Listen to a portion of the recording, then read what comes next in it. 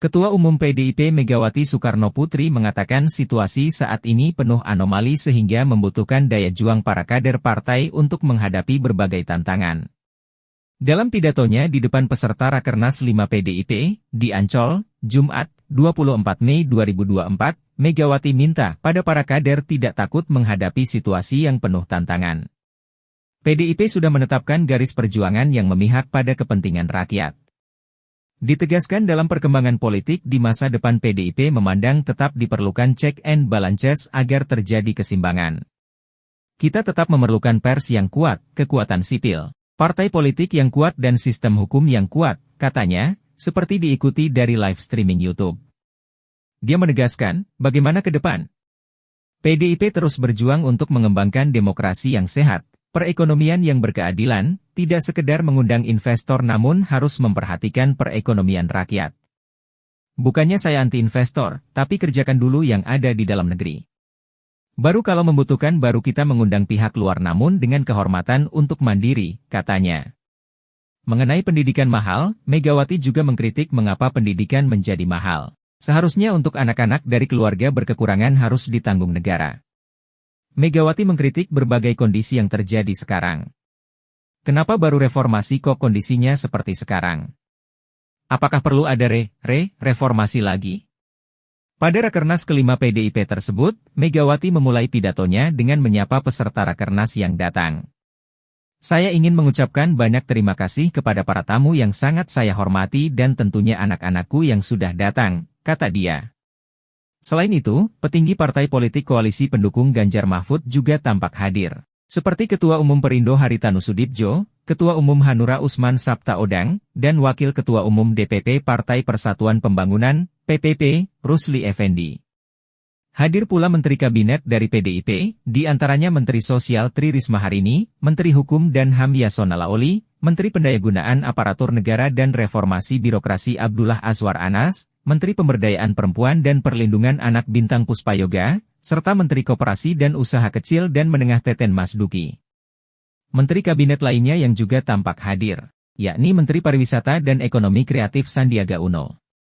Selain itu, tokoh nasional seperti Wakil Presiden ke-6 Republik Indonesia Tri Sutrisno, mantan Panglima TNI Andika Perkasa, dan mantan Gubernur DKI Jakarta Basuki Cahayapurnama, Ahok, turut menghadiri Rakernas itu. Sebelumnya, Ketua Panitia Pengarah Rakernas 5 PDIP Jarod Saiful Hidayat menjelaskan bahwa Rakernas 5 PDIP akan membahas 3 persoalan pokok, yakni sikap politik, perumusan program kerakyatan, hingga pemenangan pemilihan kepala daerah, Pilkada, 2024. Pembukaan Rakernas tersebut dihadiri sekitar 4.858 orang peserta yang terdiri atas fungsionaris DPP Partai, Ketua, Sekretaris, Bendahara DPD dan DPC Partai, anggota DPR RI, Badan dan Sayap Partai, Ketua, Sekretaris, Bendahara DPLN dari 16 negara, anggota DPRD Provinsi, Kabupaten, Kota, Kepala dan Wakil Kepala Daerah dari PDIP, serta calon anggota DPR RI terpilih pemilu 2024 yang non-petahana. Rakernas 5 PDIP mengangkat tema, Satyam Eva Jayate, Kebenaran Pasti Menang, dengan subtema, Kekuatan Kesatuan Rakyat, Jalan Kebenaran yang Berjaya. Rakernas berlangsung pada Jumat ini hingga Minggu, 26 Mei 2024. Di dalam mensikapi politik ke depan, sebagai partai yang memiliki sejarah panjang di dalam memperjuangkan demokrasi, kita tetap menempatkan penting adanya checks and balances. Bahwa demokrasi memang memerlukan kontrol dan penyeimbang. Namun kita juga tidak menafikan bahwa berpolitik mengandung esensi untuk selalu mendapatkan kekuasaan. Hanya bedanya apa toh? Yaitu strategi dan cara untuk mendapatkan kekuasaanlah yang membedakan kita dengan yang lainnya. Dalam menghadapi tantangan yang tidak mudah ke depan, demokrasi semakin memerlukan penopang masyarakat sipil yang kuat, pers yang handal, jangan lagi suka bully-bully, aduh pusing. Lalu bebas tapi terukur, bukannya bebas liberalism, bebas terukur, termaktub dalam Pancasila dan mengabdi pada upaya mencerdaskan kehidupan bangsa. Demokrasi juga memerlukan partai politik yang sehat dan berterlembaga, serta sistem hukum yang benar-benar berkeadilan. Lalu bagaimana sikap PDI Perjuangan terhadap pemerintahan ke depan? Tentu harus dicermati dengan seksama. Partai harus mendengarkan semua suara akar rumput, dari yang berteriak-teriak sampai sayup-sayup, dan terus berjuang bagi terlembaganya demokrasi yang sehat. Inilah bagian daripada skala prioritas kita di Rakernas kelima ini. Apa yang saya pikirkan saat ini lebih pada tanggung jawab agar berbagai persoalan yang berkaitan dengan perekonomian rakyat mendapat perhatian serius. Perekonomian jangan dipersempit hanya sebagai upaya mengundang investor.